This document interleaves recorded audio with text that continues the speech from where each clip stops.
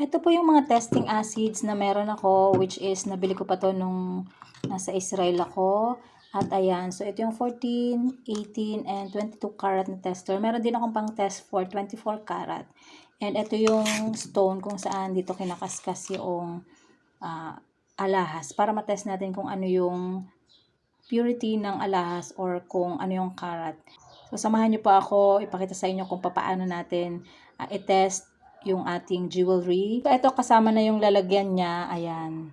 And then, ang alam ko meron din siyang nabibili sa Shopee. Ilalagay ko yung link sa description box or sa comment section kung saan pwede kayong makabili sa Shopee para just in case na gusto nyo ring malaman kung ano yung purity ng mga alahas nyo, kung gusto nyo makasiguro, ganyan. O kung meron kayong items na walang stamp or hindi nyo alam kung real gold ba talaga yung hawak ng alahas. So, ito po yung pwede nyong ipang test. Kung makikita nyo po, meron tayong isang singsing and then wala kasi siyang stamp pero check muna natin kung ilang grams yung ating singsing. And ayan, check natin sa ating weighing scale. By the way, yung weighing scale natin ay sa Israel ko din siya nabili.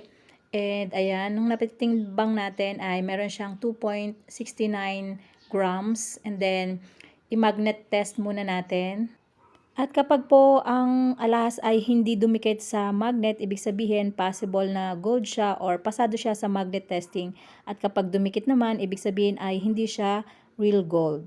So ayan, ito naman yung 14 karat acid tester, and then 18 karat acid tester, and then 22 karat acid tester, and wala tayong pang 21 karat. So yung pang 22 karat pwede natin siyang pang test. And ito yung stone na pwede nating pagkaskasan para ma-check natin kung ano yung purity ng singsing na ito. So, dyan is magkakaskas ako ng 3 beses kasi 3 yung pang acid test natin. So, dahil nga wala siyang stamp, so alamin natin kung anong karat ba yung singsing na meron tayo kasi nga walang stamp. Ayan, so kaskas number 1, so dyan ko ititest yung 14 karat and then yung pang number 2 na pagkaskas, diyan ko ititest naman yung pang 18 karat na acid, and then yung pang tatlo is doon yung pang 22 karat. Ayan. So, nakita nyo naman na ikakaskas ko na siya sa tatlo. So, ibig sabihin, lalagyan na natin siya ng acid. So, kapag yung pinagkaskasan ng gold is nawala, ibig sabihin hindi siya real gold or abang karat yung alahas compare doon sa pang test. For example, sa kaskas number 1, kapag yung pinagkaskasan is nawala, ibig sabihin either hindi siya real gold or lower than 14 karat yung alahas. Pag naman nag-stay siya, ibig sabihin 14 karat siya or higher than 14 karat. So, ayan. Next naman is yung acid for 18 karat. Ayan.